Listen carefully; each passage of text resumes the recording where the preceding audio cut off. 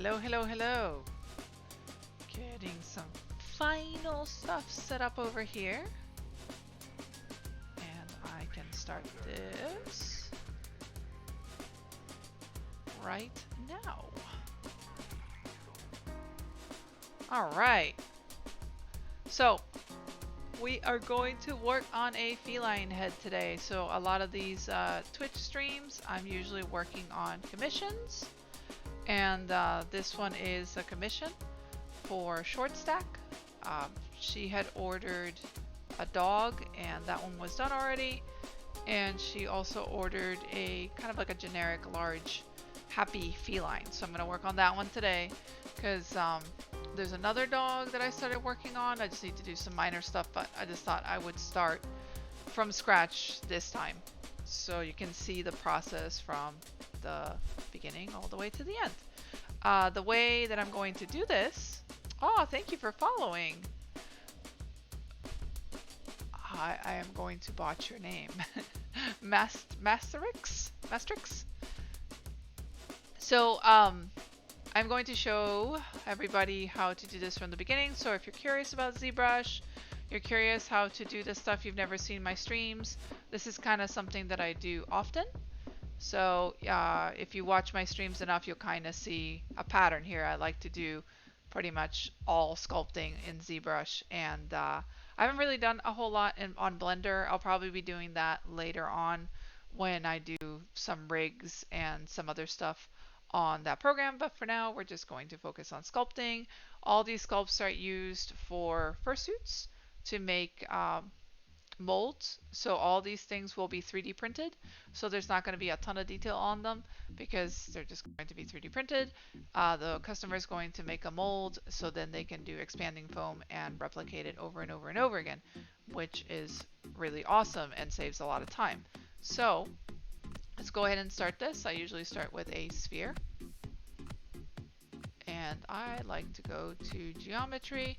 So if you have ZBrush, this is the full version of ZBrush. The full version of ZBrush has a lot more tools in it than Core does. If you have Core, you can do a lot of this stuff, but I don't think this specific one that I use a lot called Z Remesher. I think this one is specific only to the full version. So let's lower the information on this sphere. I don't need this much information right away. I usually do half, and then you hit Z Remesher. There we go. So it can be less. Doesn't have to be as dense. I could cut it down again, really. Let's do like that. There we go. And that's a little bit easier to work with. The computer will like me a whole lot more. So you can see that I have two little red dots. That means everything I do is currently mirrored. If I press X, the mirror is off. Press X again, the mirror is back on. So I usually do the same thing on both sides. So X is usually on. So let's start doing this. You're gonna see me going over here on the right side a lot because I control pretty much, the subtool is like layers. So I take care of all this stuff in different layers here, and then I blend them together. So you're gonna see me going in here quite a bit. So we have a sphere, and we're going to add another sphere for the muzzle. And my tools are up here, so I click on that.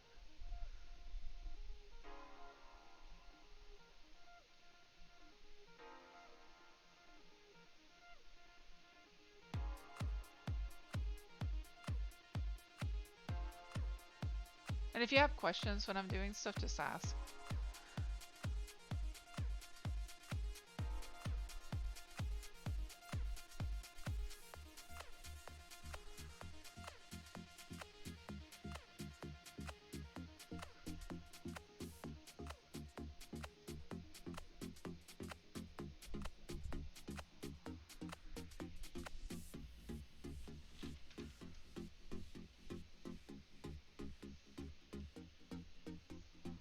I like to change my size up here for my draw size. I'm doing all this on a tablet, so it makes it easier for me to sculpt.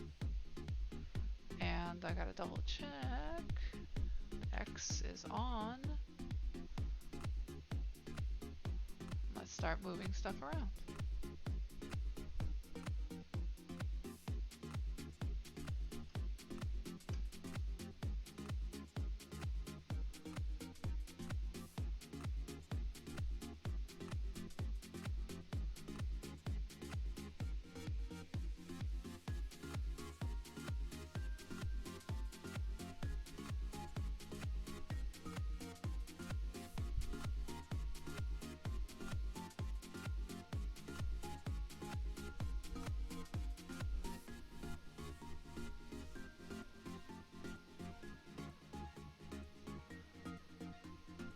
Kind of do a quick and dirty of kind of where I want stuff to go.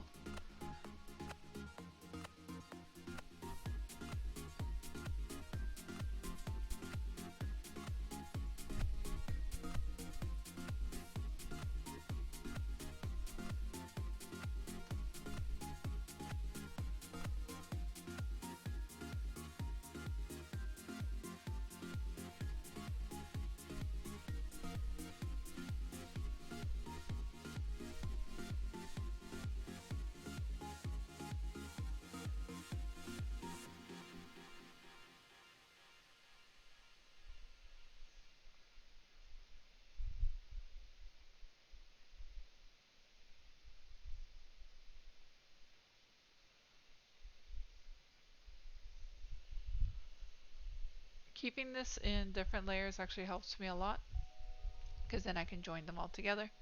I treat it the same way I treat art, like drawing, where I keep my inking layer in a different layer than I do my shading and my coloring.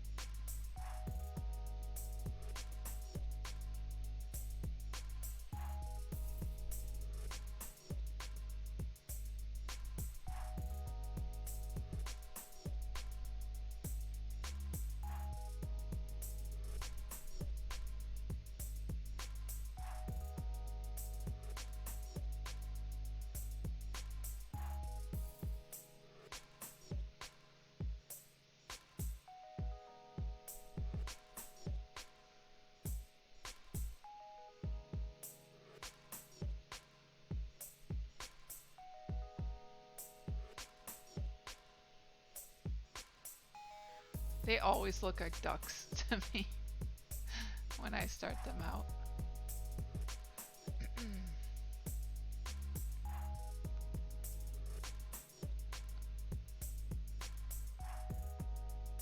Let's insert another sphere. We're going to use that one for the bottom jaw.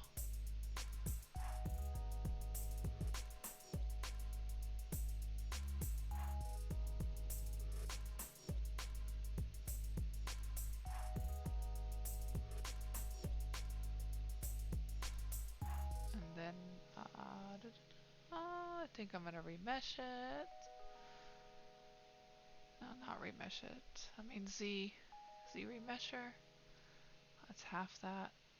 Yeah.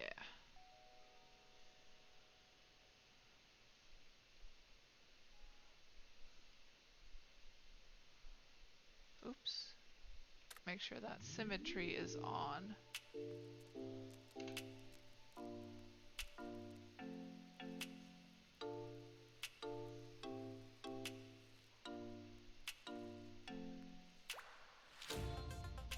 Don't worry so much about the details at the beginning, because then you're gonna spend so much time on it.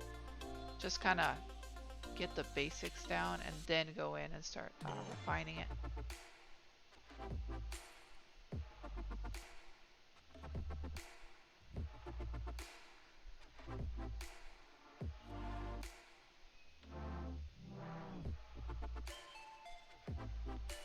And because everything is in different layers, I can hide parts of it, so it makes it easier for me to work.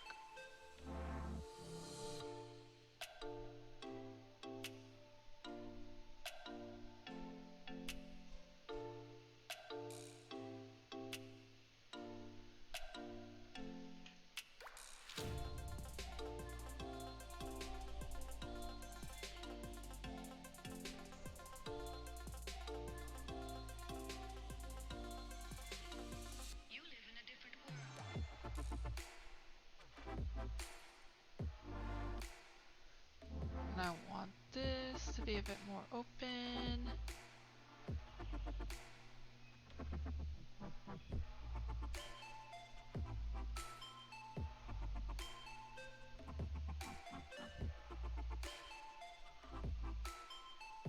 Make sure he does not have an underbite.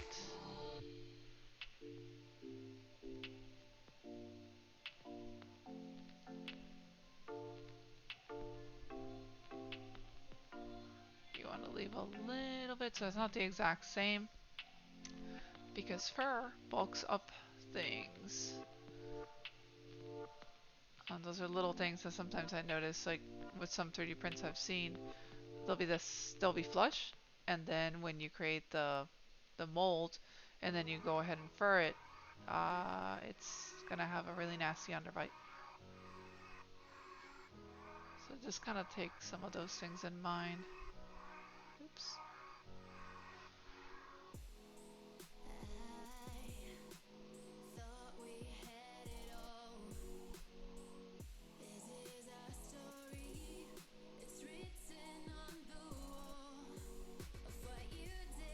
And if you are curious about working with 3D, I mean, you're not sure if you're gonna like it or not, definitely try programs like Sculptress or Blender. They're great. I would say Sculptress is a little bit friendlier for beginners. Blender, if you know what you're doing, then it's amazing. If not, I suggest watching a lot of tutorials.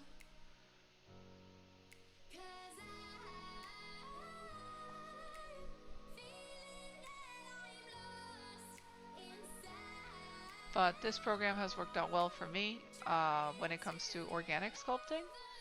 And if you treat it like clay, then it makes a lot of sense. Okay. Just kind of getting there before I start joining stuff.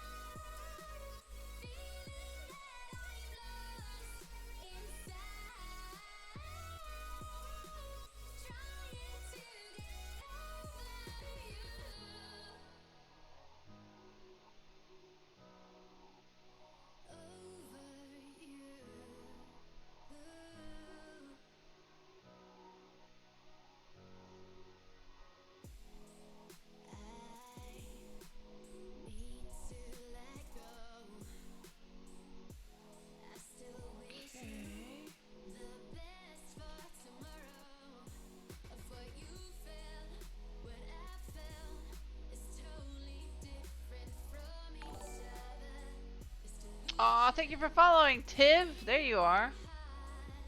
Wasn't sure if you had Twitch or not.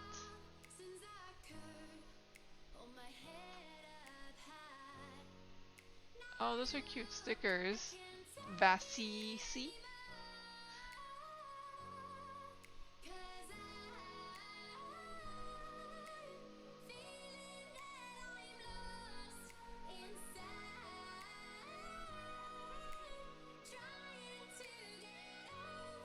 Oh, see, you keep bringing all these cute stickers in here, Giuseppe's. I hope everybody's staying safe during this terrible time right now. I've been watching in the shadows. Oh, so you're watching like not signed in?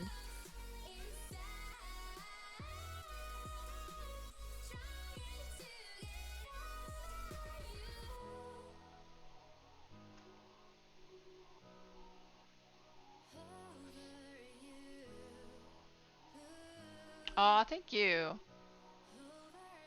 So it was funny because I was supposed to start this like an hour ago, and My resin printer decided that it wanted to make a gigantic mess. So I was downstairs taking care of that situation. I'm printing figures at the moment, and I'm testing a bunch of stuff with it, but it decided not to print one of the hands and then make a giant mess in the vat, and I thought it actually had punctured the film, but it did not. I was able to save it. I have extra film just in case, but it was messy. Real messy. Resin is just messy in general to work with when you have it in resin printers. I like to get a pretty printer, but they look like they need a lot of space and a lot of love. Well, it depends on the type of printer that you get, and not all of them need a lot of space. There's a lot of small printers. They need a lot of attention, that's for sure. So that is one thing. It's almost like it's like a rant here. A lot of people get into 3D thinking they can just, you know, plug it in and call it good, and you can walk away from it and it's always going to work.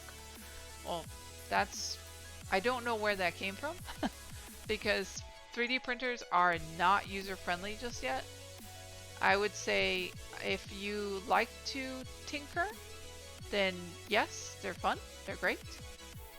If you have no patience or no time, then I definitely do not recommend them. But they're very rewarding when you do actually spend the time to learn about them and such. And I've learned a lot very quickly. So it's been a trip, that's for sure. Yeah, it's just so if you go to Joann's nowadays, which is interesting. I think this shows the change of time now. They do sell 3D printers there now. They sell 2 3D printers. One of them is a Polaroid and the other one is, I think it's called Sculpto. And they're supposed to be like super easy 3D printers for people to just almost plug and play kind of thing. Which in a way it's almost there, and the thing is you are paying a lot for a printer that has a lot of these features that are pretty easy, but it just kind of depends on what you want. A lot of these small printers, I'm not sure what you're going to be printing with that is very useful. So I guess for craft, like if you're doing like arts and crafts and stuff, it would kind of fall into the same area as a Cricut. You can find a bunch of uses for a Cricut, which is the paper cutters and the vinyl cutters. I actually found really good uses for that machine. I cut fursuit eyes with it now, and eyelids and eyebrows and a bunch of other stuff, which is really cool. But I think I'm also pushing the machine to its limits. I'm probably going to end up destroying it, but it's working for me at the moment. But with a lot of these 3D printers that you find at the store ready to go, you are paying a lot more for these printers for the ease of use. But then at the same time, they do break. They still break. And there's clogs, and you know, you still have to pay attention to them. There could be a fire. I mean, all these fun things. So I can recommend some brands, but you still have to fiddle with them a lot. I came from knowing absolutely nothing about 3D printers. I owned a Cube 3D printer years back. I bought it in 2012, and all I knew was if I had a 3D file, I could print it with their program, and it was super easy to use. And as a starter printer, I was pretty happy with it. But the problem was it had a really tiny print bed. You could only print a 5.5 inch cube. So not a whole lot of stuff, like useful stuff. So I thought it was okay as a starter printer, but it was also really expensive when I got it. And at the time, it was the cheapest printer that you could get that was user-friendly, but it was still like a $1,200 printer. And it didn't get as much use as I thought it was going to, so I had this kind of love-hate relationship with the printer because I had this kind of buyer's remorse. I wasn't using it as much. 3D Systems, which now doesn't care about anybody. It's kind of sad. They only do stuff with corporate stuff, and they don't care about consumer type printers anymore. It's weird. Something happened with that company, and they just kind of told everybody who bought their stuff, bye, we're not going to support anything anymore, and kind of just left us wondering what was going to happen.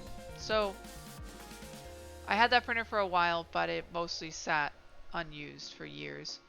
And I used it a lot like the first 6 months or so, almost a year. And I printed a lot of new noses and claws and some teeth, like small stuff. And for that, I was like, all right, this is pretty cool. Definitely worth it. But it had like really bad quality. It's just, you could see the lines. It took forever to sand the stuff. And then we tried to do smoothing and all this stuff with chemicals. I almost set my house on fire. I mean, it was just a ton of stuff that we did with it, and in the long run it just was not worth it for that printer. So it went into my closet. I put it away, and then I wanted to get back into 3D printing because I had seen, okay, 3D printers are becoming cheaper, and there's a lot more options, and I kept on seeing people talking about the Creality series a lot, because that's probably the most popular one of all printers. And I really wanted to try it. I was like, well, I definitely want to try it again. I'm getting back into 3D. This gives me an excuse to like create new designs a lot faster than doing everything with clay, because that was the thing that got me back into it. It was the whole, I was curious about the machines now that they were more affordable, and I wanted something that I could replicate over and over again, but I didn't have to sit down in the garage, in the hot garage, by myself for days on end, trying to do a symmetrical design in clay, which if you do work in clay, it can be a pain in the butt because getting anything symmetrical is something that takes a while. So I would come up with a design, I was happy with it, and then it was a symmetry issue, and then it would take me like a week or so to make one design that I was okay with happy wise, but I always saw a lot of issues with it. So in the end, I was like, I don't know if I want to continue doing it like this. So I wanted something more reliable, and I said, well, I want to get into 3D printing. I've seen some people print some bases. I think this would be amazing if it actually works, and I'm gonna try it. I mean, I know how to do stuff in 3D enough that I should be able to do this. And I went ahead and did that. My friend Matt had bought this large format printer, and he said, you might want to look into this stuff. And he told me about artillery. And I was like, I wasn't married to any company. I didn't care. I was already mad at 3D Systems because they weren't supporting anything, and I was like, I don't want to give them any more of my money. But I definitely wanted to get back into 3D, but I wanted a large printer. Everybody I talked to was like, no, you need to go with Prusa, you need to do this, this, and this. But I didn't have the money to spend on a Prusa, which they're fantastic printers. I hope to own one someday.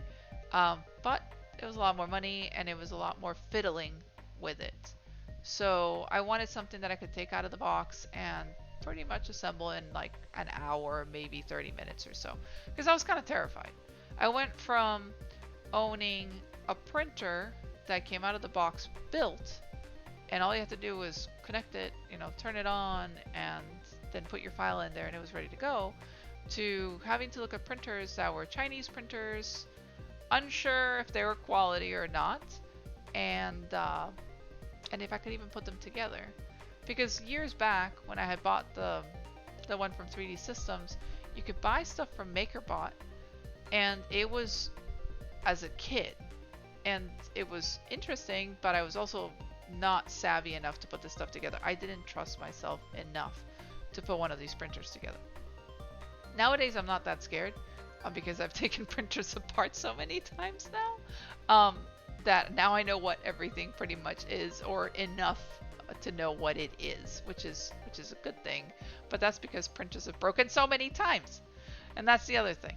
The printers will break. It doesn't matter who makes them. They will break. You, the user, will trash them somehow, because there's always something that's going to go wrong. And that is one thing that I've learned, like, If you say, oh great, the printer's doing just fine, I'm gonna go to sleep and it's gonna be good, and then it just breaks. Always happens. The other day I said it, I took a video. I was like, oh my goodness, my 3 printers are behaving. This is great, good news. And then all of a sudden they broke. One of them was oh so broken.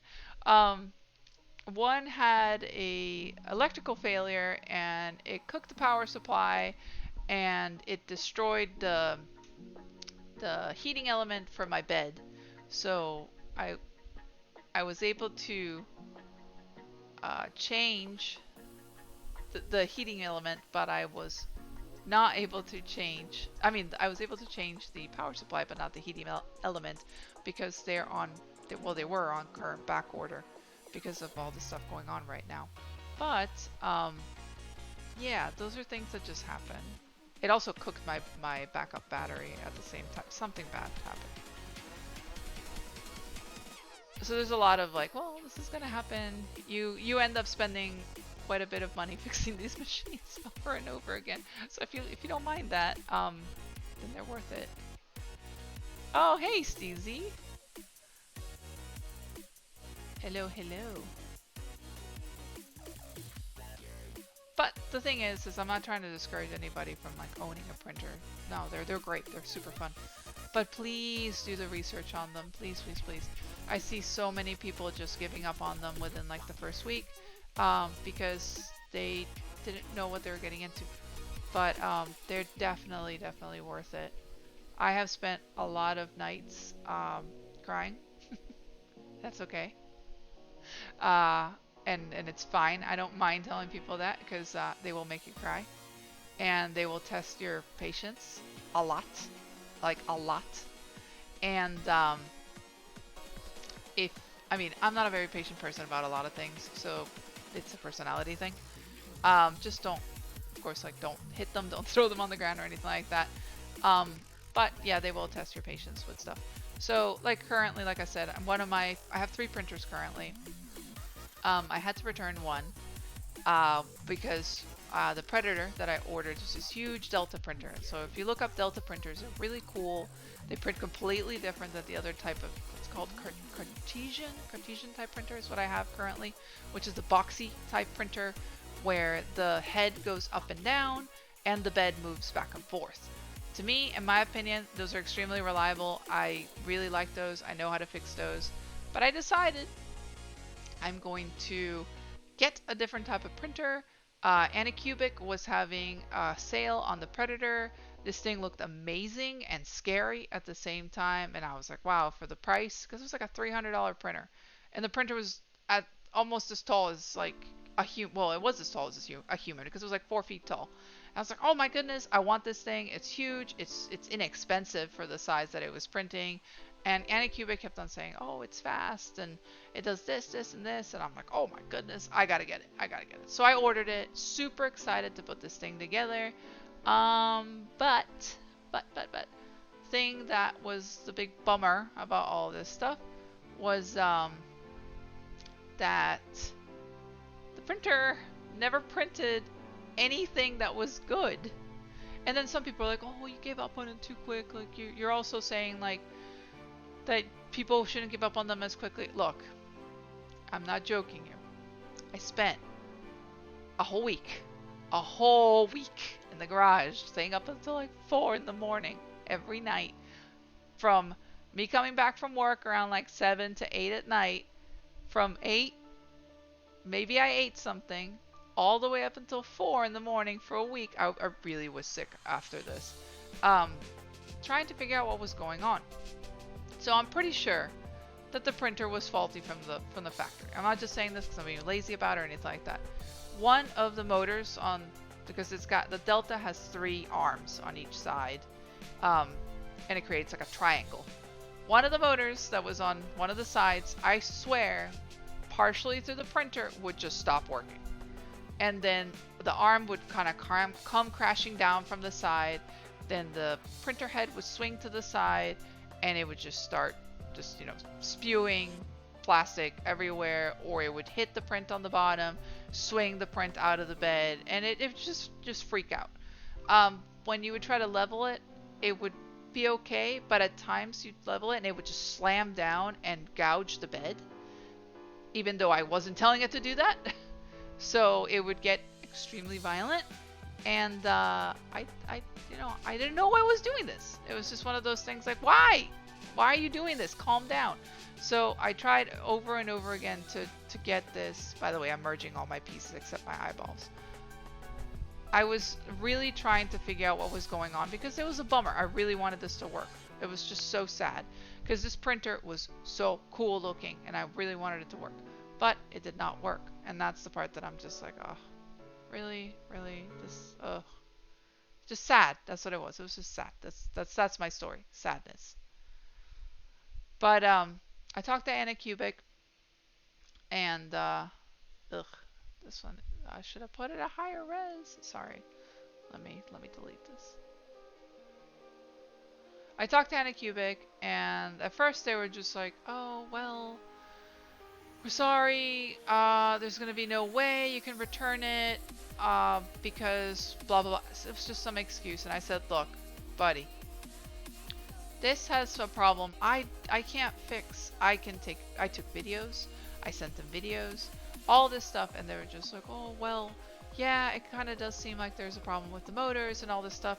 And at first they were kind of arguing with me about not returning it, which I thought was not great. But after it was said and done, like they were fine, you know.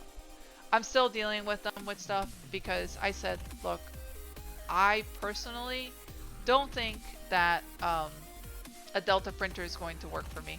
I said they're unreliable, specifically theirs. Maybe other Delta printers are fine. But I was having not a great time. So I asked them, because I also own another printer from them, which is fine, has worked out fine, which is a Mega X. And it's a Cartesian type, like the little boxy ones, style printer. It prints a lot smaller than that one. It's not 4 feet tall, but it works. I mean, it's reliable.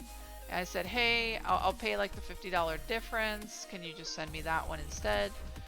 Because of the whole COVID-19 going on right now, the Corona stuff, it's been a delay, so I haven't got my printer yet. But they were very, very nice after I explained to them, like, hey, I just need a workhorse. I don't need this thing to be fancy. I'm doing a lot of prints that are for either customers, for myself. None of this stuff is meant to be like super clean, because a lot of this stuff is meant for printing purposes, to make, you know, copies of stuff. So just send me the other one. And they agreed to it, which is really cool. So for now, they've been really chill. I do like the company. I will definitely support them. I will buy more stuff from them. It's just the Delta, that Delta specifically did not work out. Like I said, I think it was faulty. I tried. I really did. I tried to like it because it was really cool. I was like, damn, look at my printer. It's as big as a child. It's so cool. It barely fits in my garage, but it's fine. Look at my cool printer. It was not printing right and really want to eat the bed. But yeah, the other ones are okay for now. Artillery has I've actually learned a lot with the Artillery. It's my first printer. I changed the extruder for one of them because I decided, well, I want to be cool like the rest of these people on this Facebook group. Everybody's changing the extruder. Well, I did do that, and everything was fine and good, and then I thought I killed it because I don't trust myself with electronics a lot of the time. I did not kill it, thankfully. Artillery has a huge fault in their printers, so I'm going to tell you, if you want to get an Artillery, I definitely recommend the Artillery Sidewinder X1. I have 2 of them. I would definitely have 4 of them if I had the space on my table. They're great. But whoever designed the cabling system needs to be smacked. They are the weakest cables that just break if you look at them wrong. So I am not joking you, like 30 of those cables because I've already burnt 3 of them. And I've had one of the printers since October, of last year. And the second one I had it since January. I think it is. Yeah, I think it's since January. Because that's the other thing too. If you're going to be selling your 3D work at all, and I'm telling you this because I do this, I recommend you have more than one printer, and probably more than two, if you can. Your printers will fail. And the thing is it comes in waves, especially if you're using them a lot. And I use my printers a lot. So one fails and you think everything is fine. It's coming. They're coming for you. These printers, they're just like, I got a break now. So yeah, definitely have backups. The nice thing is these, I mean, they're all literally Chinese printers. A lot of these printers are, because Artillery is from China, and Anycubic is from China as well. They're inexpensive printers, and the nice thing is most of the parts are pretty easy to find, and you can get a lot of the parts from American resellers. I get a lot of my stuff from this company called Filament, and I'm pretty sure they're in New York. All the stuff arrives in like 3-4 days. They're an amazing company, super nice, and I ordered 2 power supplies, and I didn't know they were on eBay too, and I had ordered one on eBay, and they even made sure, like, hey, we see you ordered 2 power supplies. We wanted to make sure that it wasn't by accident, because sometimes people order things by accident. Do you want us to cancel the second power supply? I said, oh, no. I want multiple power supplies because I don't trust my machines.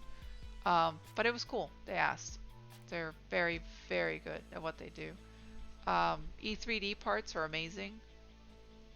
That's what I'm using now for one of my extruders. I have a Emera extruder. I kept on calling it a Hermera, but it's a Emera. And it works really well. You have to print parts for your printer. It's weird. You have to print parts for your printer to make your printer better, so you can literally print a bunch of parts to make another printer with your printer. You can make your printer have printer babies, which is neat. Let me move this. But it's cool. I mean, it's a neat hobby. It really is. I didn't expect to get into it like I did. Because I was skeptical that I was going to stick with it, or I was just gonna, cry and walk away from the printers. I'm like, oh great, nothing works. Cool. I guess I'll die. But no, it did not happen that way, so I'm very glad I stuck with it. So now I try to help people that would like information, and that's something that I do on my Patreon a lot now, since the 3D thing has gone real popular, which is cool.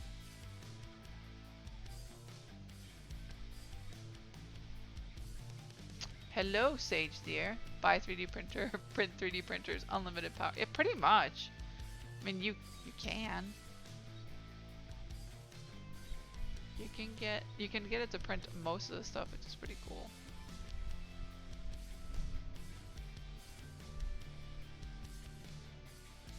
So since everybody is locked up now, I'm guessing everybody's catching up on weird TV shows and games, because right now I'm playing Animal Crossing and I love it. I do open my island at night if you want to add me. My friend's code, I posted it up on Twitter. I like to play at night because it's the only time I can play right before bed. So if you have an island full of cherries and pears, I want to go to your island. I'm literally trying to collect as many fruits as possible. But DM me your friend's code. I can go ahead and add you on my Animal Crossing. It's funny because my brother's playing Doom and I'm playing Animal Crossing. Very different games.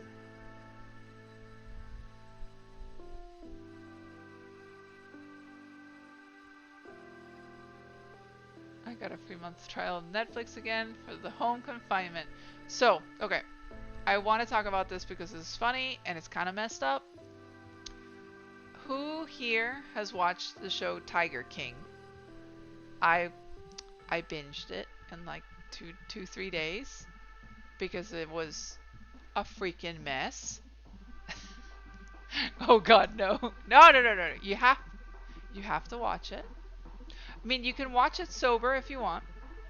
This show is a freaking mess. No, no, no. It's recommended. Recommended by Netflix. At least, I don't know. Netflix recommends some pretty horrid stuff for me, so it might just be my recommendations. But it's worth it. And the thing is, it's kind of weird. Is one of the actors, well, one of the characters, because it's a live. I mean, it's like a documentary live thing following this guy called Joe Exotic and this girl who's here from Tampa. And I mean, I know I've seen her before because I'm pretty sure Megaplex has done stuff with the big cat rescue before. I'm like, I'm pretty sure I've seen her because she looks super familiar. And I'm pretty sure I've had photos with her when she has brought animals before. Because I know she's brought like large cats and raccoons and stuff before. But watching the show was like, oh, this is odd. And even Roscoe's like, no, we've definitely seen that lady before. Probably a Megaplex. I'm like, okay, this is odd. And a lot of stuff takes place in Florida. So I was like, all right, I gotta see this. Well, now that I know a little bit about the messed up world of tigers in America, I'm just like, I'm not surprised. I'm just kind of grossed out by how crappy a lot of the people are in the US with exotic pet trade and all that stuff. I knew, of course, it was rampant, but my goodness, I did not know it was that bad. But yeah, watch the show if you need something really weird to watch. It's strange. It's real strange. But I was hooked. I know I dragged Roscoe into it, and he's like, why are you watching this garbage? And I'm like, no, you gotta watch it. It's real weird. And nobody's gonna believe you if you didn't watch. Like, please watch it. It's bad. It's bad. So, oops, let's check a fish. I'm watching The Crown right now. I don't think I haven't seen that one. I'm also watching, if you have Hulu, I'm currently watching Devs because it got recommended. It's actually pretty solid. Weird, but solid.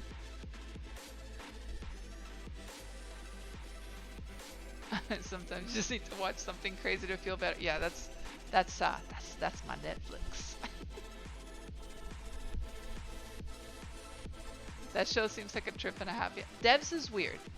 It's well done. I thought the first episode, the second one, was a little slow. At first I was like, I'm not sure if I'm digging it. But yeah, it's pretty good. It's actually pretty good. I recommend it. If you're into like sci-fi like type stuff, it's decent.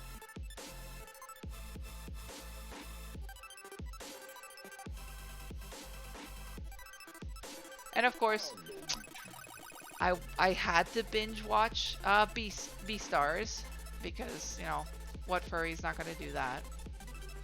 And I really liked it. I really did. I still want to read the comic. I wanted to read it before I watched the show, but I did not. But I really liked it. I really, really liked the characters. Thought they were cute. I mean, yeah.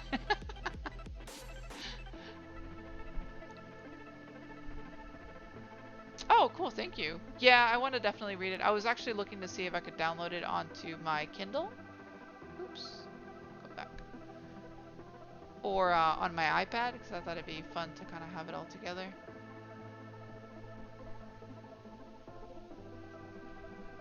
Honestly, watching the English version of Beastars was half the reason I got Netflix. Yeah, I was watching it in Japanese first, but it was from like a really shady site, and I was like, oh, cool. I love viruses. Then I decided, you know what? I had watched already like 3-4 episodes being ripped. And I was like, oh, great. Like, we're watching something and it's like, oh, look, it's boobs. Oh, look, porn sites. Cool. Oh, it's a virus. Yay. Time to just chuck the computer out the window. So I did not want to keep watching it on what I was watching it on. Um, because yeah, viruses are half the fun. But I decided, now I'll just wait. I'll wait for the American version. I like the voices on both. I really did. I really, really like the wolf character Legoshi. He's really cool. I like characters that show kind of like a sexual tension all the time, which is really cool because it's very much like I was a big fan of the X-Files and I love that tension between both characters. It wasn't like all out like, oh my god, we're gonna jump each other's bones all the time, and I'm like, it's boring. Um, so I got a lot of that feel there with these characters, and I really liked it. So I thought it was really cool, and especially with all the other characters and stuff. So the show is solid in my opinion. I think it's really, really good and weird. And I have no clue how Netflix got away with showing all that stuff because it was pretty much like on the verge of almost being porn. So I'm like, all right. I've been using a VPN to watch Netflix in Japan. See, okay, that would have been way smarter. I have a VPN just on like my phone that I use to play Japanese games on my Android phone. But I did not I was using the, what is it, Bear Tunnel or Tunnel Bear? Because I was playing some of the Tamagotchi games that were specific to Japan only. I know. I love me my Tamagotchi.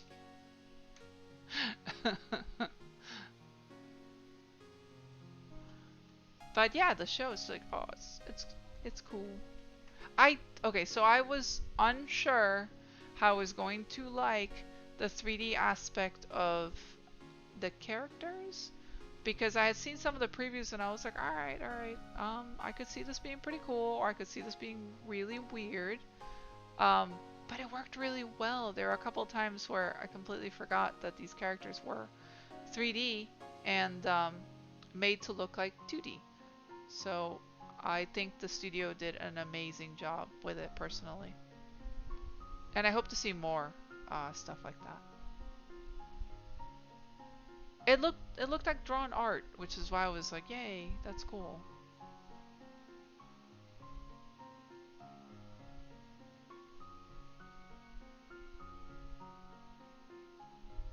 Get that shape there.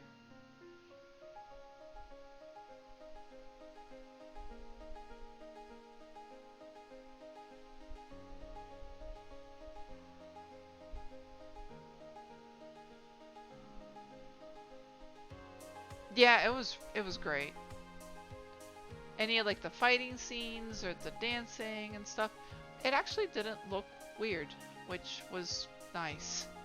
There's so many like weird animes that I've watched, like, oh, it's all 3D and stuff, and you're like, oh, this looks real cheap and crappy. So I'm glad that was not the case.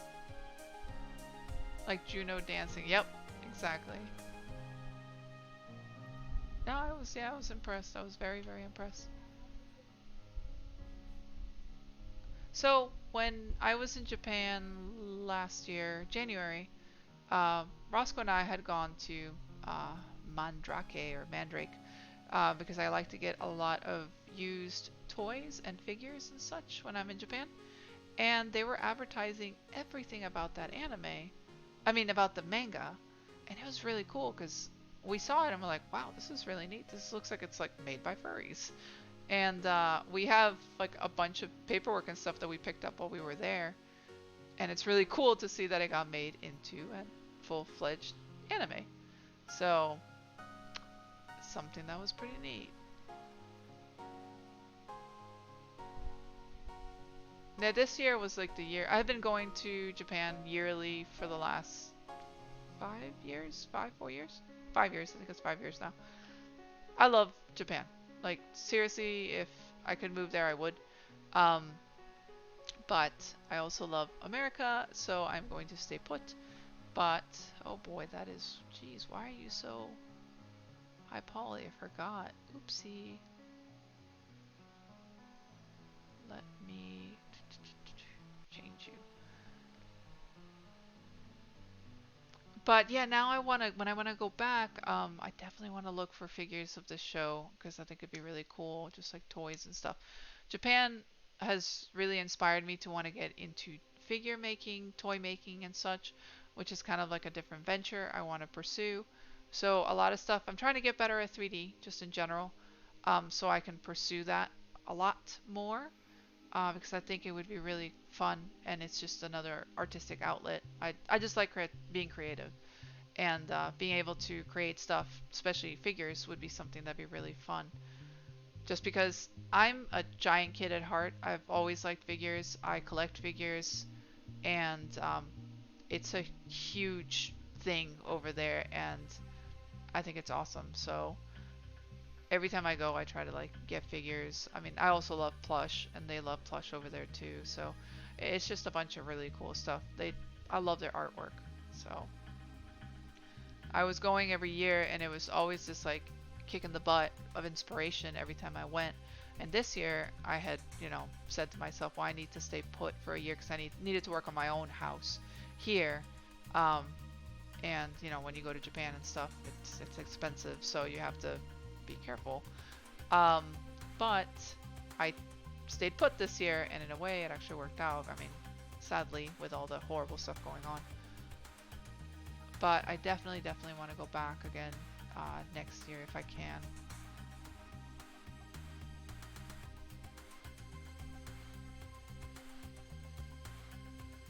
Oh gosh, I've got shelves of figures. I've seen the current 3D prints you have done. They've been looking really good. Oh, thank you. Trying to learn a lot as I work on this. Because I got into printing in October of last year, and I really started pushing the whole designs like end of October into November. So I've only really been pushing this for a couple of months. So I really want to push even harder. I kind of tell myself every year, learn something new every year, so you can, stay up to date with stuff, and it's good for you. It's good for your brain to stay, creative. So it's kind of like last year I wanted to learn how to read very basic Japanese, and I did. So I was very happy when I was able to go to Japan and be able to read a lot of stuff, which was cool. I felt like a magician because it does feel like that a lot of the time. Um, it's funny because I'll speak Spanish over there, and people always ask like, "Oh my goodness, where are you from?" Like, it's exotic. It's funny because in Florida, if you speak Spanish, it's might as well be the first language here. It's spoken more here than anywhere else. No, well, so this is the thing. I went to school for 3D, but I learned how to do all my sculpting in Maya. But the thing is Maya is a very expensive program when you're out of school and you don't have a student license. So sadly, I had to just kind of abandon it because I graduated back in '05, and the whole subscription-based stuff didn't really pop up until way later. So I had to give up on 3D, and I was devastated because it's what I studied in school, and it was something I wanted to pursue, and it did not happen. But I couldn't even practice it while I left school because I couldn't afford the program. It was a couple of $1,000s, and I just, I had to like put it aside, and it was a bummer. It killed me for a long time. But then, years and years pass, and stuff like Blender popped up, and it's just like, oh my goodness, like this is so cool. And then I fell in love with this program because when I was in school, ZBrush was brand new. It was one of those things like, oh, this company, Pixelogic, is releasing this program called ZBrush, and they're trying to take this different approach, more of an organic type sculpt. Like if you had real clay with you, it would work the same way. And I was like, oh my goodness, this is amazing. And it was really cool to see something like this. But you also required a really powerful computer. And at the time, my computer was okay because I had gotten it for school, but at the same time, it could barely handle a lot of stuff. So it was what I studied in school was very expensive to stay up to date with, especially if you weren't using it for work. So as a hobby, it was one of those things that I had to give up, sadly. And because I did not pursue 3D as my main thing for work, because the suits kind of kicked off and took a life of their own, which is great, but I had to abandon something that I actually went to school because I genuinely fell in love with it. So I'm glad to be able to dabble in it again and actually use it for my work. So I do the 3D stuff mostly for, like, I'm starting to do it now for the figures. I'm doing it for the suits, which is nice. I can't get into like full animation or anything like that like I used to before because I just don't have the time. I just don't. But I mostly like doing the sculpting, so it's all good. So hopefully if you guys are watching me now, maybe in a year stuff will look, hopefully even better. So, but a lot of this stuff has been like self-learning again, because when you haven't touched the program in years, it is kind of sort of like, oh, like learning how to ride a bike. It comes back, but it's rusty. It's real rusty.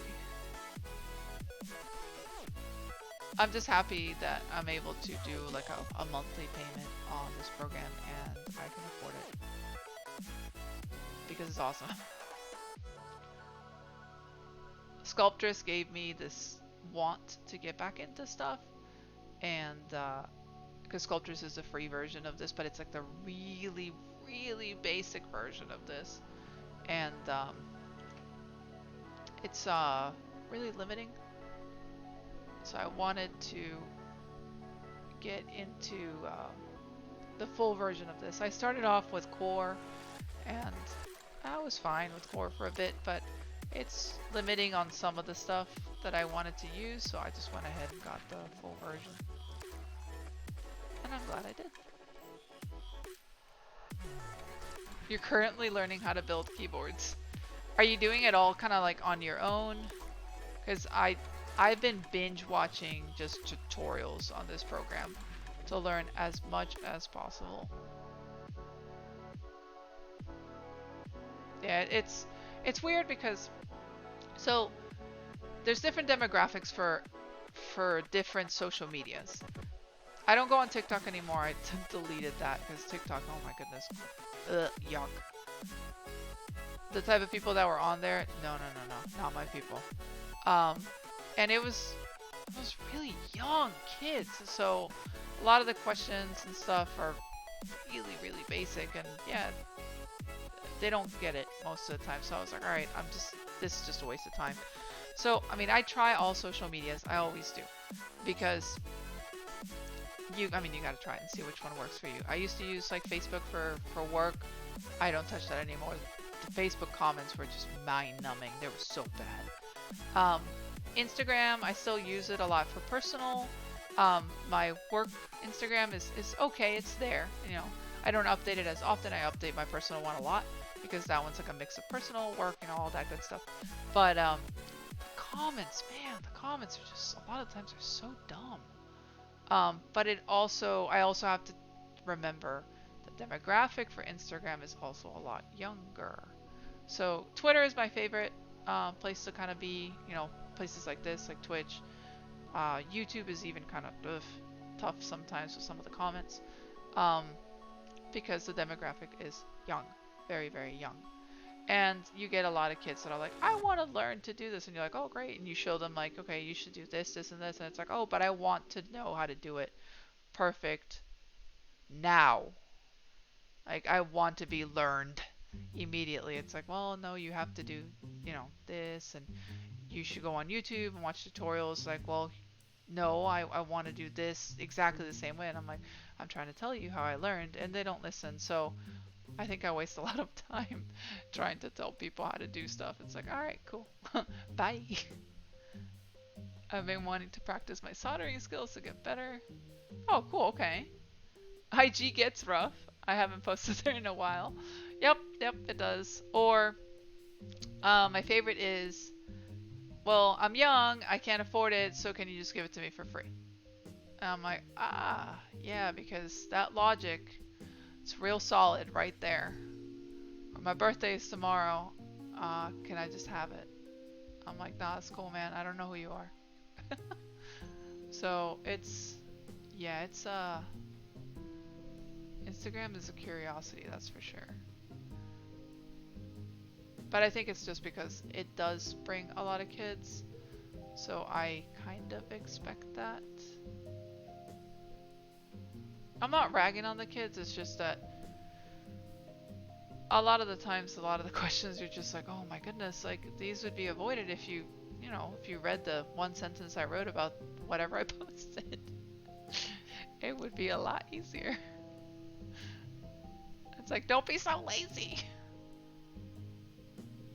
Ah, that's a classic, yep. Like, hey, by the way, I've never talked to you before, but I would like it. It's my birthday tomorrow. I have no money, and I would like that for free. Cool, thanks. I'll expect it in the mail. And I'm like, all right, buddy. Exactly not how it works, but okay. I haven't had any problem with IG, but I may particularly of my business community tends to be 18 plus. See, that's good though. Like, it's in the description is such a common thing I say. I literally write, did you read the description? Oops, sorry, no. And I swear to you, my descriptions are short. They're short and sweet because I know, even as adults, a lot of people don't read. That people don't read. So I keep them short. And still, even one sentence, sometimes it's 2 words and an emoji. Because, you know, gotta add those emojis.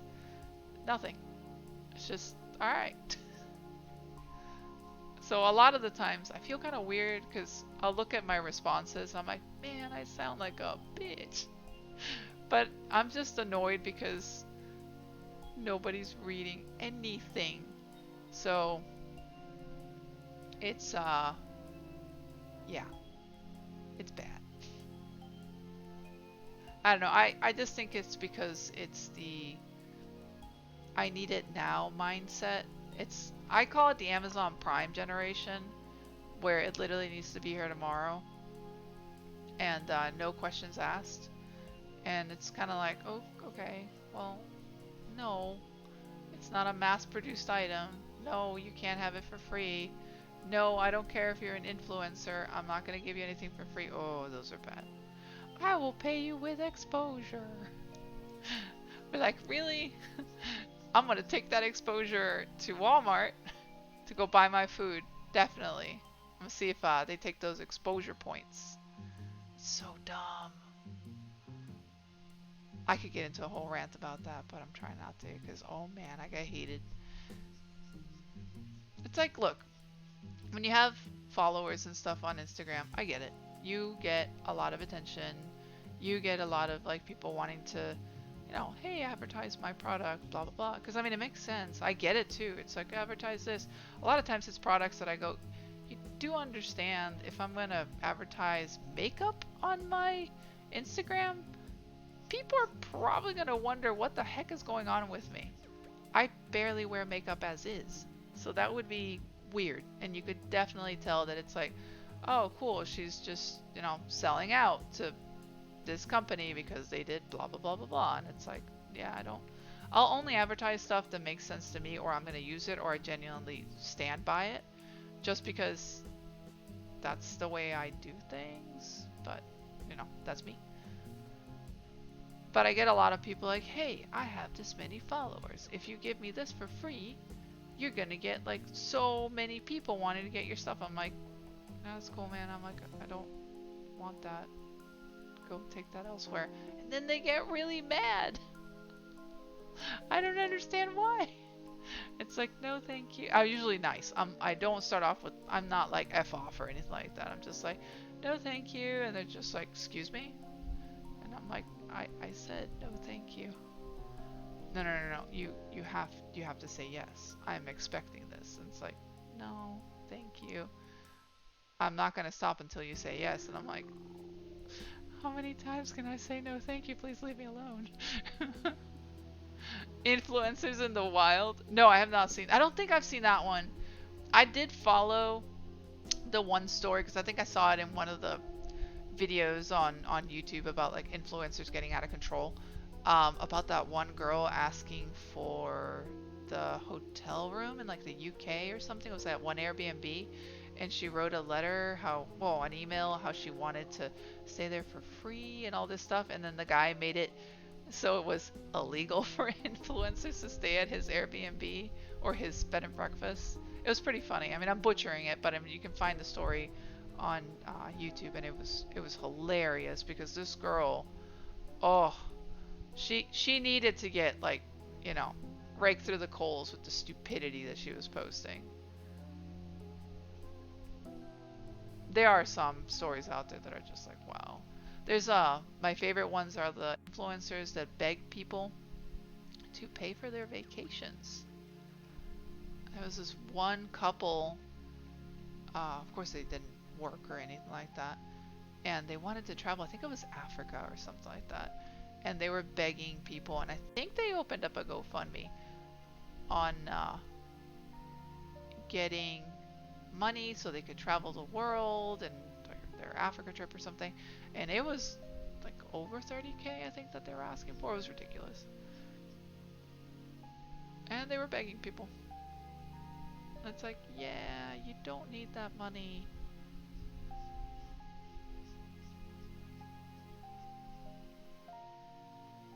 Oh god, it's amazing. Oh yes, I've seen that one.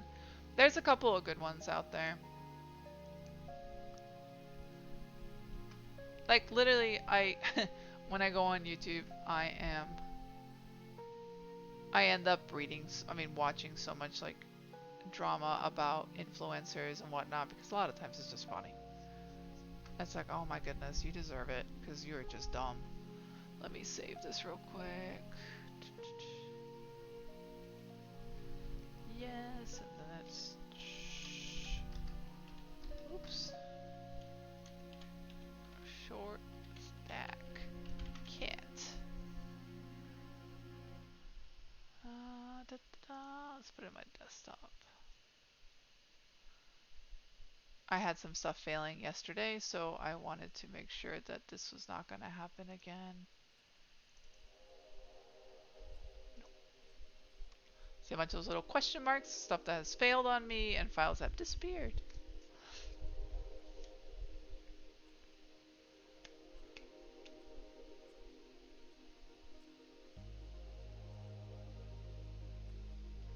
Well, it's looking more like a kite, which is good. Let me delete this part. Delete. Good.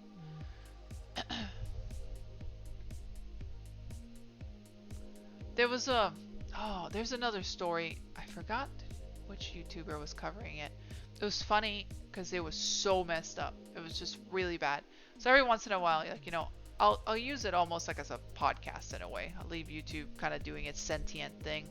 And YouTube knows I like a bunch of just rando stuff in the background when I'm sewing or gluing. So I'm like, all right, YouTube, go show me your powers. And it picked this YouTuber, and it was interesting. And he was doing a story about this other girl who was this fake influencer. And she had bought all her numbers, and she used to get a bunch of stuff sent to her.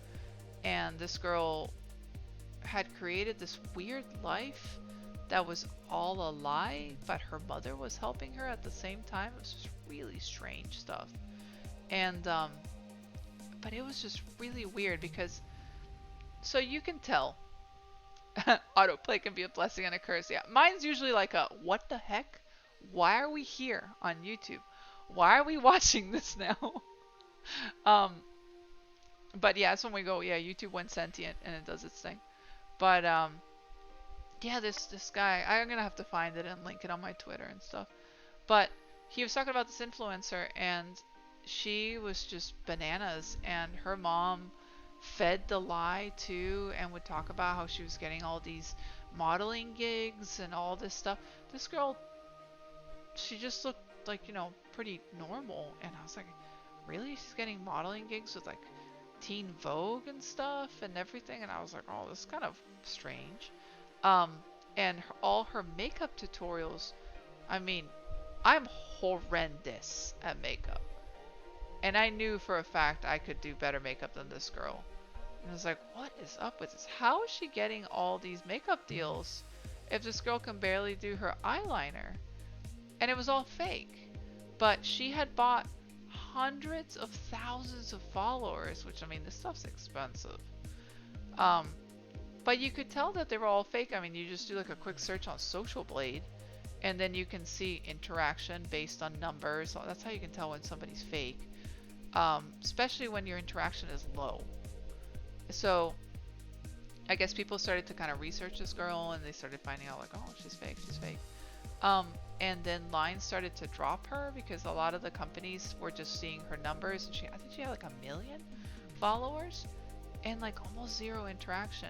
But the thing that got me the most, and this is weird, I don't know if this has happened in like the furry fandom or anything like that, but this like girl and her mom had created so many dummy accounts that were fan accounts just to respond to her so she could have conversations with these characters, right? And it was back and forth conversations, so it was almost like she had a multiple personality disorder in a way, and she would just play along online by lying to everybody else. So she ended up duping all these companies into believing that she had a ton of actual followers and fans, and the companies ended up sending her a lot of product. So at first I was like, well, whatever. I mean, the companies aren't going to lose anything and stuff. But then if you think about it, people that are actually talented, that do, deserve a lot of stuff, like a lot of recognition or any recognition, don't get it because people like this kind of cheat the system. And the people that are like really talented are like, what the heck is going on? How is this girl getting all this attention and she can, barely do her eyeliner? So it was just kind of crappy because I've seen this happen before with a bunch of people, and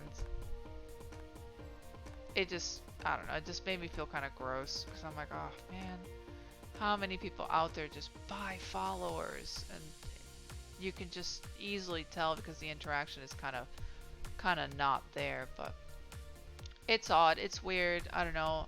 Online nowadays, especially with kids, it's all this it's like we're looking for clout no matter what, and they're chasing it, and they forget almost that, like, why you started like your, say, YouTube channel, or why you started your Instagram or your whatever it is, your social media. But it's just so gross.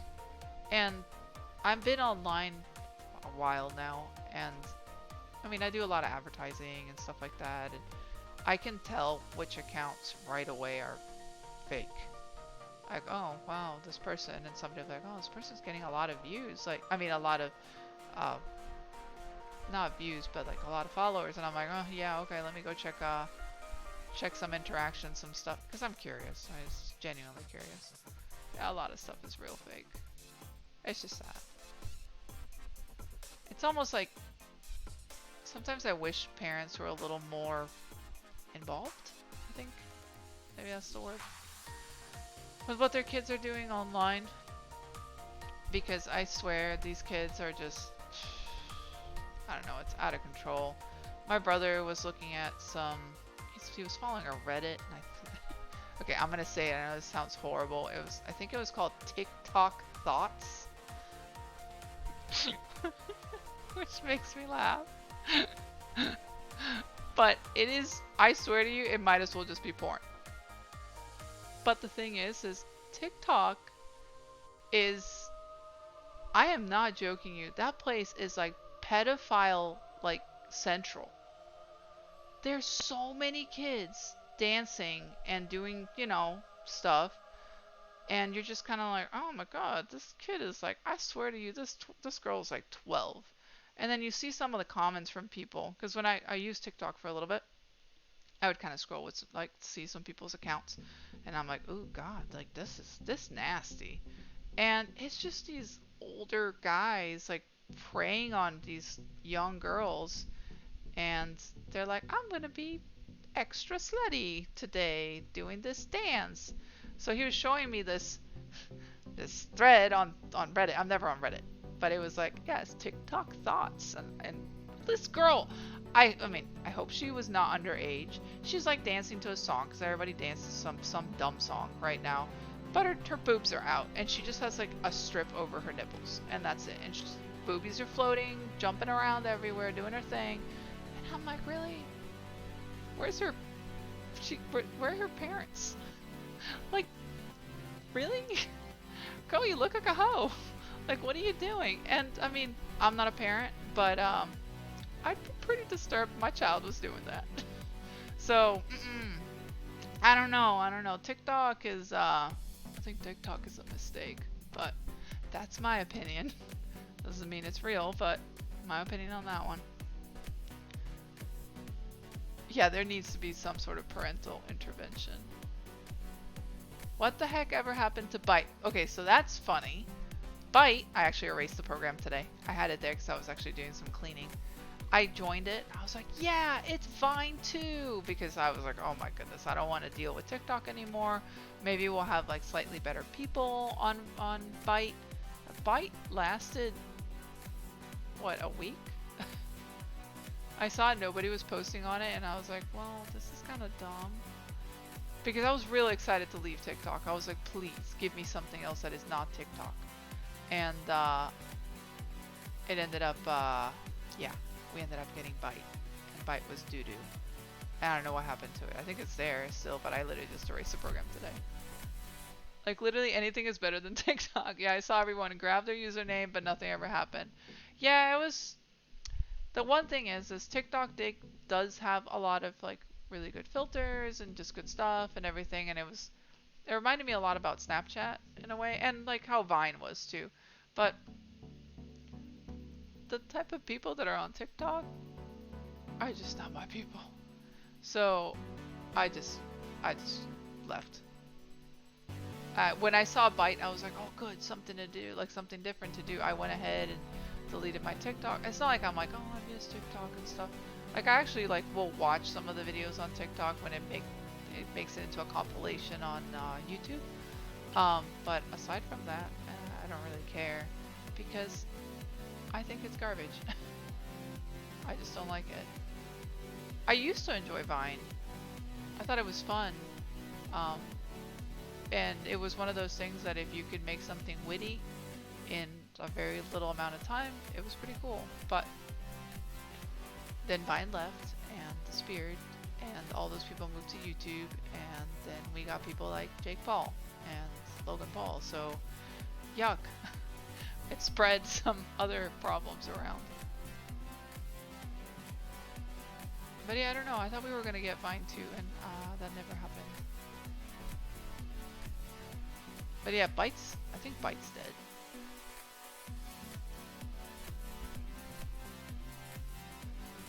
TikTok is still very much alive and well. Did you guys see the horrible TikTok of that chick licking toilets and going, oh guys, it's the Corona challenge? I don't know what's wrong with people nowadays. Yeah, you should, Steezy, you should go look it up. It's this thought that goes into a bathroom, you know, and she's like, Corona challenge, yeah, let me lick it. And then she licks it and then does like peace signs and just looks at the camera. And I'm like, are you serious? Where are your parents? You need to get smacked. Which I don't condone on smacking, but I think if you're a Twitch thought and you're licking toilets, you might need to get smacked by somebody. But, oh, so bad. Yeah, I did see the guy that licked all the deodorant. I had to look that up today because I was like, is this another TikTok thing? And that one was a Snapchat thing. Which, yeah, there's a bunch of dumb stuff happening on Snapchat too. But, that video, I was like, why? It's like the person, the serial licker that was licking all the ice cream at Walmart. And then they had to lock up the ice cream. It's the same thing that people are like, I'm gonna go eat some Tide Pods. What is wrong with people nowadays? Why are we trying to eat the wrong things? Or make these stupid challenges. It's the same thing with, did you guys watch the video of all the idiots in Florida? I mean, there's a lot of idiots in Florida. I'm sorry, I love the state, but my goodness, we got a lot of Florida man and Florida woman over here. All the spring breakers that did not want to leave because it's spring break, I'm 21, get drunk. And yeah, nobody could keep them indoors, so they stayed partying and all that stuff. And I think a bunch of them already contracted corona, which is like, what did you expect? This is why they told us to do social distancing.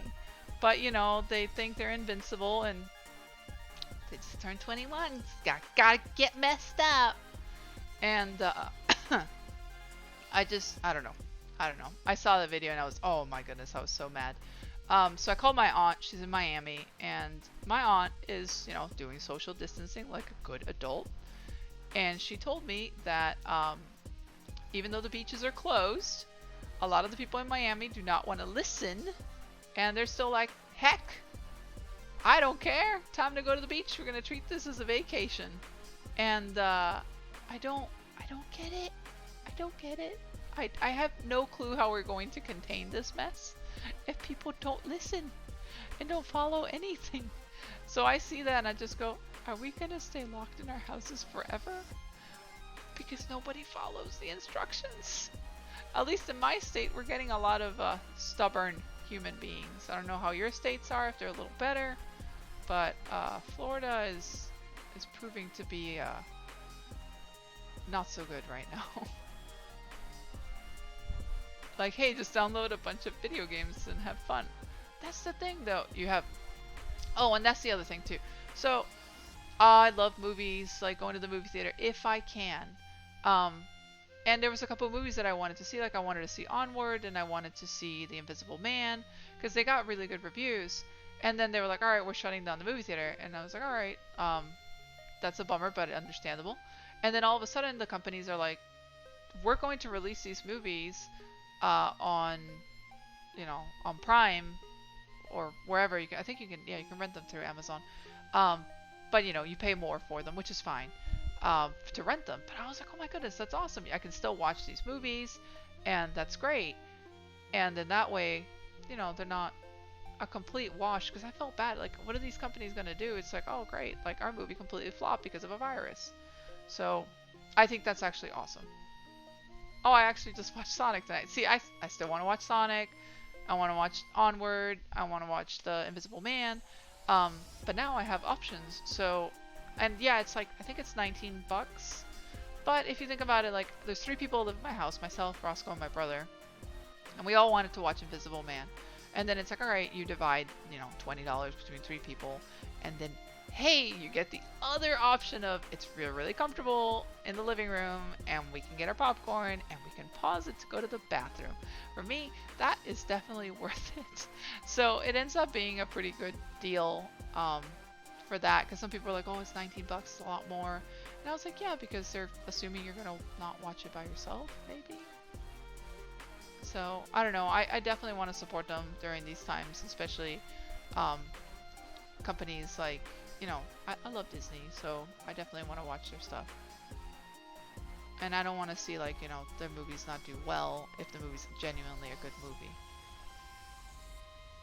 I did not watch Frozen 2, that one, so I have no clue how that one was. I know it's on Disney Plus. I don't have that service, though. I tried it for a little bit. I watched The Mandalorian for a bit. I couldn't really get into it much after a couple episodes. I'm not a huge fan of Baby Yoda. I mean, that makes me probably weird. But I just got kind of bored. So, I just watched Disney Plus what was like the freebie version.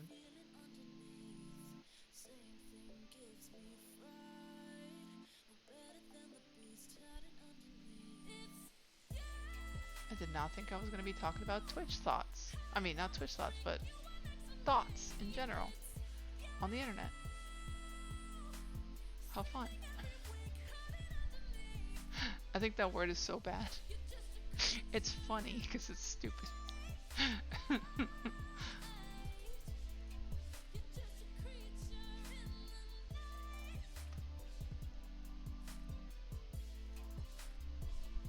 My kitty's looking like a kitty, at least. It's looking less like a duck. I actually really enjoyed Frozen 2. Oh, that's good. I want to watch it. I mean, I liked the first Frozen. I only watched it once. I know people have like binged it like so many times. I like to give all the Disney movies like a watch anyways, because I mean I usually do end up liking them. So I'll definitely try to watch that one. I think Tori still has Disney Plus anyways, so I can maybe ask him and I can watch it from his account to see how I like it.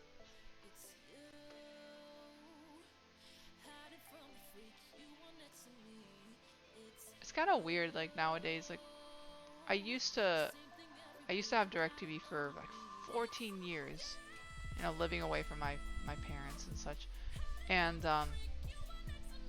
having cut the cord was like the best thing I could have done. But it was weird at first, but now it feels so natural, like not to have TV because we stream everything. I'm trying to get my aunt to leave TV forever. She's just like, look, stream everything. She's like, oh, but the news and stuff. And I was like, there's a lot of ways that you can watch the news. You don't have to pay for an expensive TV service. It's just not worth it.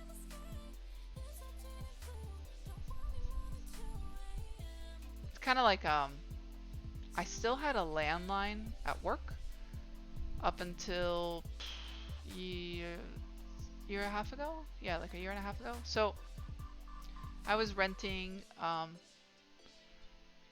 shop for mixed candy.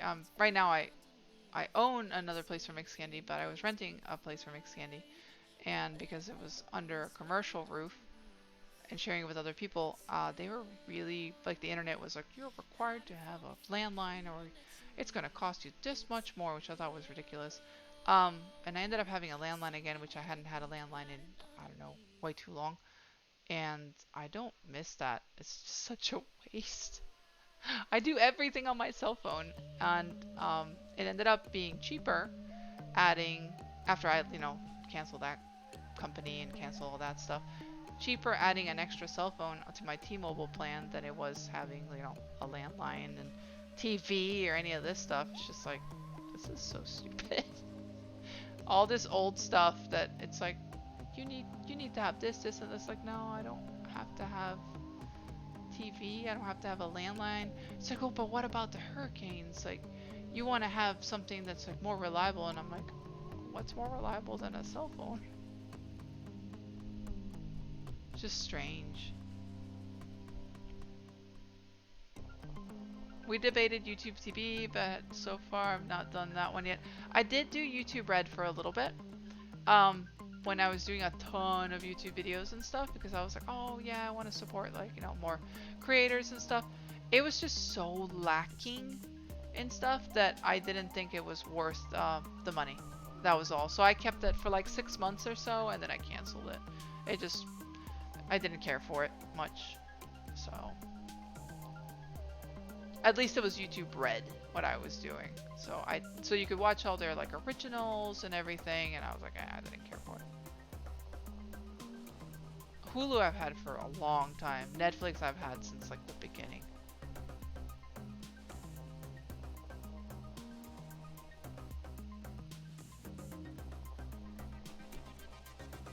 I still have YouTube Premium. I love it for saving videos for playing plays. Okay, so that makes sense. I've been lurking for a while. I had dinner. I don't do cable TV either. I don't miss it if there's anything I want to see. I just pirate it. I just use my big TV as a monitor most of the time.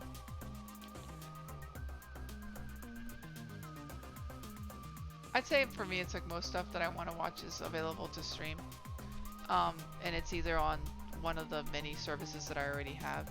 Like back in the day, like having to like, you know, pirate stuff and all that stuff was a thing more for us because, you know, stuff wasn't available. But nowadays, no, I'd never do that anymore just because I'm like, I'm not dealing with the viruses.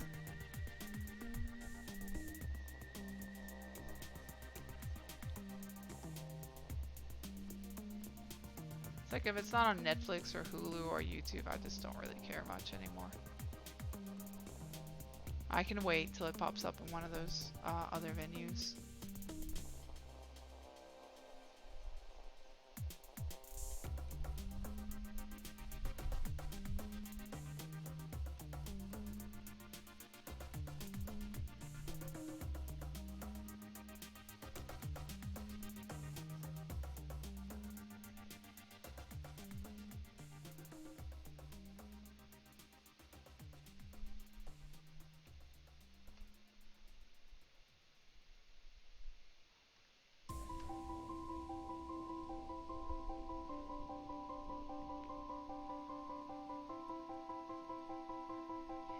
It's getting there. Let's quick save it.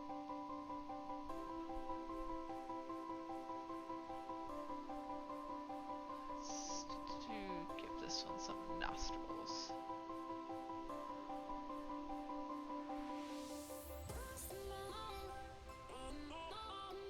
Oh, a lot of the tools, like this one's called Clay Buildup.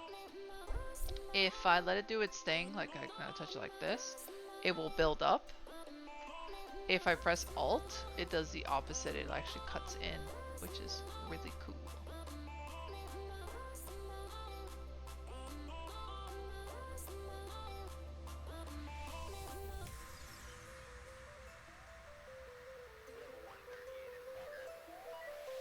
Yeah, it's like a quick tool in a way. And if I press Shift, see how this, I'm pressing Shift, it turns blue. It smooths everything. So you'll see me going in, smoothing, going back out. You know. And a lot of this stuff is lower poly right now. Like the information is lower. If I bump it up, then stuff will be smoother. But I always like working on it when it's a little bit lower. That way my computer, you know, behaves and I'm not trying to crash it. Because when I'm streaming and doing a little bit of everything, even though I'm passing the stream through my laptop. So I use two computers, the one that I'm doing the 3D stuff and then the laptop to do all the stream. So I'm not giving my computer a heart attack.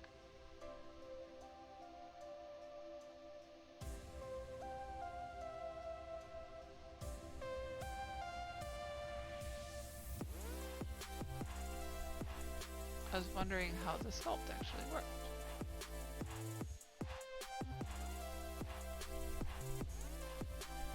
Yeah, so this is the thing. If you're gonna do 3D, I mean, have a decent computer, because then you're going to be screaming at it a whole lot less, and you're gonna be losing your work a whole lot less. But if you plan on streaming and doing 3D work, because 3D is intensive on your computer, try to do it on two computers or have a powerhouse of a computer. I don't have a powerhouse of a computer, but I just divide it into two. I do all the heavy lifting, which is the 3D work, on the desktop, and then all the actual streaming and like running my face rig. Yes, you see the cute little fox on the screen through my laptop. Because that's more 3D. I'm running real-time 3D that's following my face, and I'm running that other program, and then I'm running Streamlabs, and then I'm, you know, sending it through Twitch and all this stuff, and then connecting two computers together. So I've got a lot of cables right now. But it's been good. I'm really happy with my rig. I have like my iPad to my left. I can read all your comments through my iPad that are coming in, so that way I'm not messing with computers. And then I have one screen above me, that's where I look up to sculpt. And then I have the screen below me, which is my laptop, and I'm running all my stream stuff there. And then I do a lot of my switching back and forth with my Stream Deck, which I love too. So it's kind of neat. I was never into streaming before until I really got into it last year. And it's been a super fun thing. It's actually been really relaxing, and it's kind of nice because it feels like I have company when I'm working.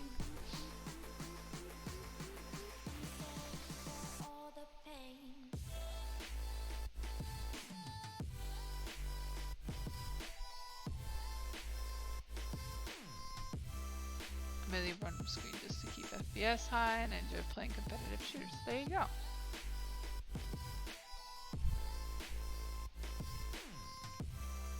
And then I still have like my Telegram and stuff open on my phone on my side.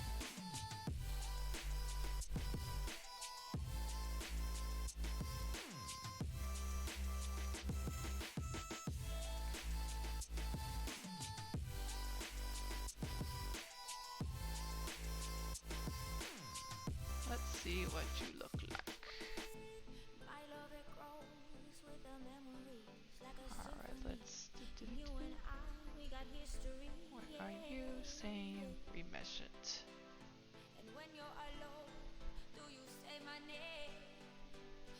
I do need to get a different microphone stand for downstairs stuff. So I was doing some gaming stuff before with my brother, and the house is kind of like, we're moving a bunch of stuff around, so some of the rooms have been repurposed for some things. And then the stuff that I had downstairs, where I was doing a lot of the gaming stuff, I needed a better microphone and all that stuff. Right now I'm more focusing on 3D stuff just because I need to find time to do all this stuff, so I usually do it at night before I go to bed.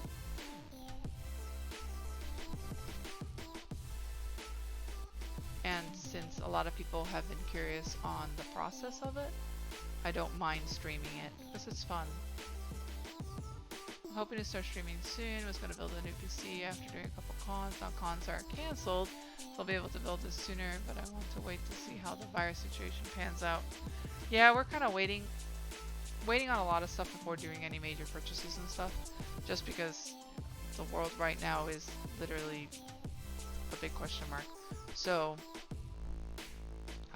we had to buy a new air conditioning unit for the shop.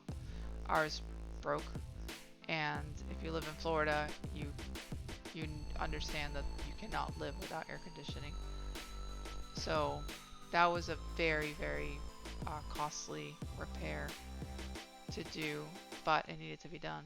And there's a bunch of other stuff that I need to do to that building, but I mean, I don't want to do anything crazy just yet, just because, we don't know what the state of things are going to be in the world, I don't know, within a week, 2 weeks, a month. I have no clue. So we're trying to be very careful and only doing stuff that is like 100% necessary. I'm gonna probably start streaming again once I get the keyboard components, keyboard build stream. You should. It's fun. I watch a lot of random streams of people doing stuff that I might not even be into right away, but then I'm like, oh, I kind of want to try that, or that looks like fun. Florida's even worse than Arizona. Yeah, you at least have dry heat. We have nasty, sticky, wet heat. I lived in New Orleans once. It was weird coming from MI. My house had AC, but no heat. Dry heat is great. Ours is, it always feels like you are sweaty inside your house, outside your house. You're always wet. That's Florida heat. I'm used to it, so for me it doesn't bother me as much.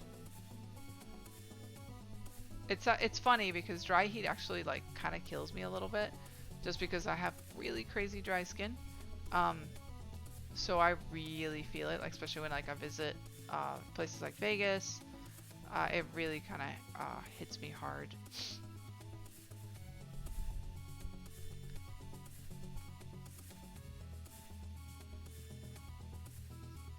Just kind of cleaning this.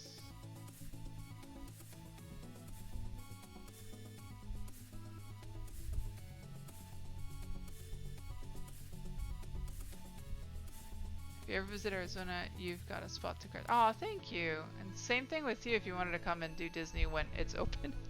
When it's open again. When Mickey Mouse allows people to come back. Yeah, I want to go to Arizona again. I haven't been back since I was a kid, so I think it'd be really fun. And I know Roscoe would really like to go too. Plus, I want to see your house. I saw like the pictures that you were posting on, I think it was on Facebook, and it was looking so pretty. So I want to go see your house.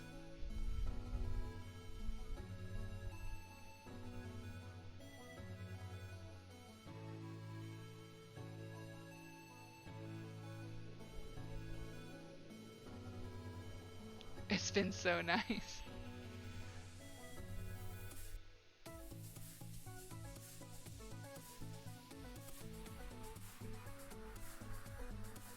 It's weird with like the new AC at the shop. I need to get a new AC at the house where I'm currently at, and it's one of those things that it's like, because it's such an expensive thing. I hadn't thought about it because, you know, I've been in this house for 14 years now, and my AC is literally on its last legs, and now seeing how nice the one at the shop is, it's like, oh man, I have something to look forward to. I was like, I feel old. I'm excited about an air conditioner. It's like, is this what adulting feels like? Like, I was so excited about getting a couch and a chair to upgrade like the ones that we literally broke. After I've haven't bought like new couches and such for like 12, 13 years.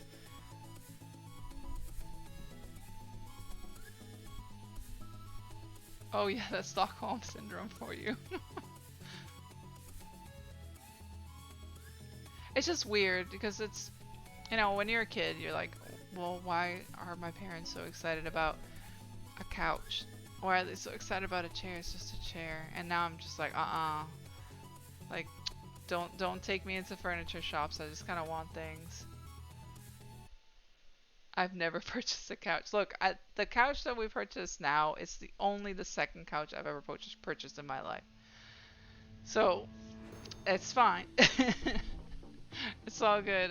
The last couch I had, I finally had to get rid of it because it literally broke. Like, it broke in half. Like, there was wood in the middle that had just like popped out.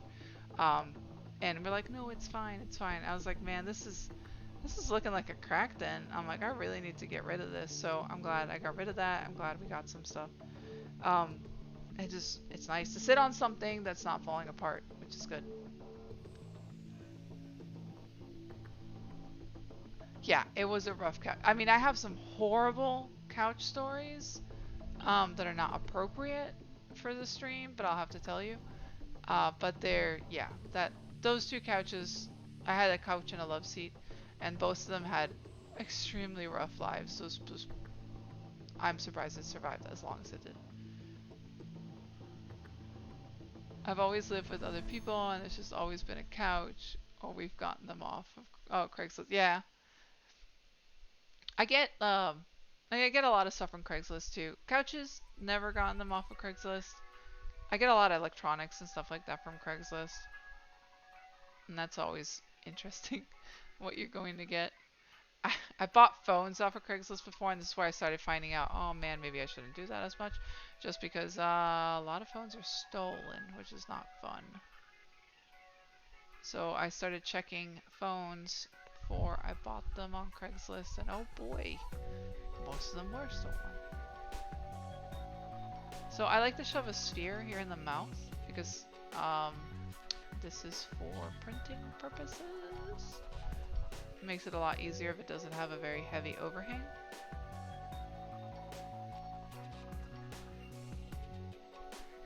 And it makes it easier for siliconing when this gets printed.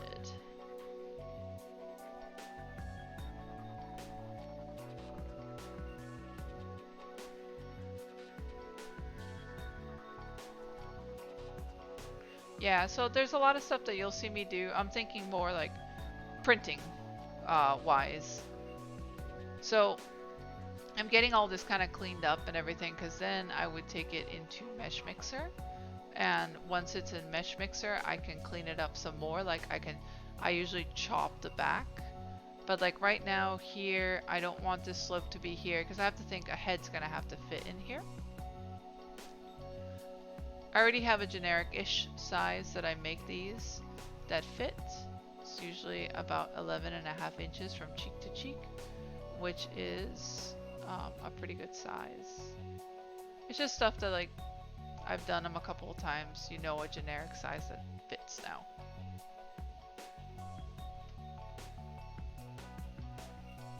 And it's a pretty good, like, overall size too for suit heads.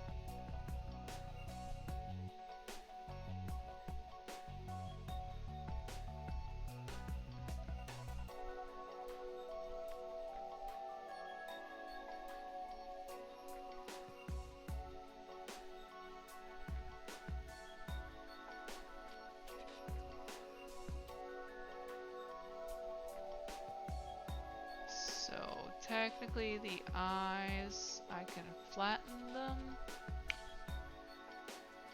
if I want to.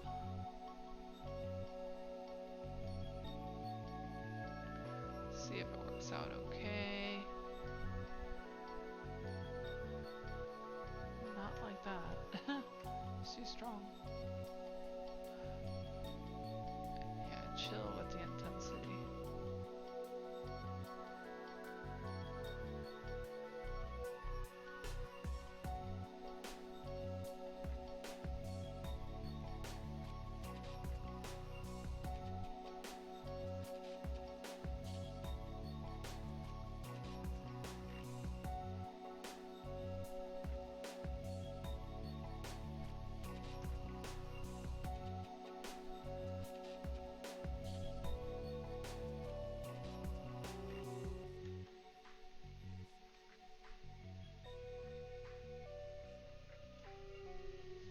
So there's some stuff that, yeah, you'll see me do that is very, very specific for printing. That's making it easier for the printers to print and then for the person to make a cast. A lot of this has been trial and error too, just because like I had done some pretty heavy overhangs on some of my original heads, and they're pretty hard to remove from the mold, so the less overhang, the better.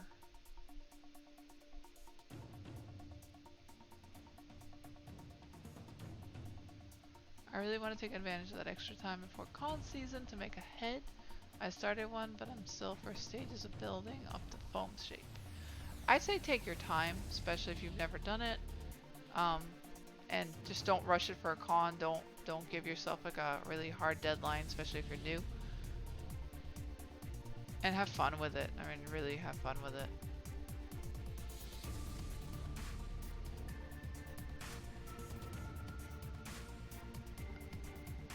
And yeah, making a suit is it's fantastic time to spend for social distancing. See, that is a good thing to do.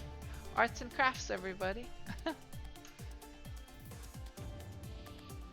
Just kind of flattening some areas here. I like some hard angles on stuff. It passes over really well on the printer. So you'll see me do like hard angles here for the eyebrows, and sometimes for the cheeks here, for the top of the muzzle. And this one, the customer said just to make like a generic large happy cat. So it is a generic large happy cat. So no ears for this one. Actually one of the commissions that I gotta do, which is interesting. I will get to do some ears, which will be fun. And it's gonna be a deer. I haven't done one of those on stream. I get a lot of dogs and cats, which is fine. I love dogs and cats. But that one's going to be a little bit different. I still have to finish one that is a wicker beast. I might finish that on stream. I'm not sure because I was kind of struggling with something, and then I'm like, I kind of want to start it again from zero, just because I wasn't loving some of the shapes, and I want to make sure that I do it correctly because the character is very much a specific breed. So I want to get it right. And then there's another one for another customer that has a very specific look for critters. And then there's going to be one that's going to be a bird, which will be my first bird.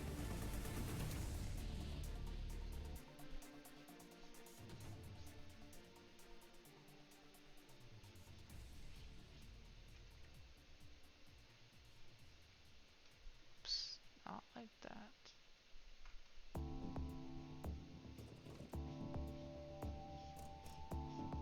So I got a couple commissions to finish, so I think it's 5 or 6 more.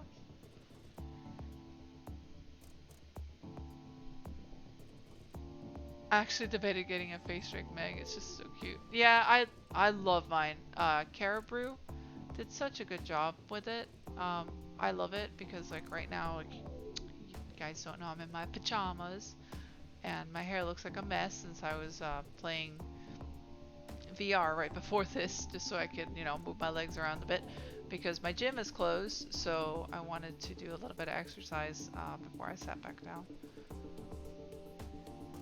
So I'll get to do some VR boxing and VR Beat Saber, which is fun.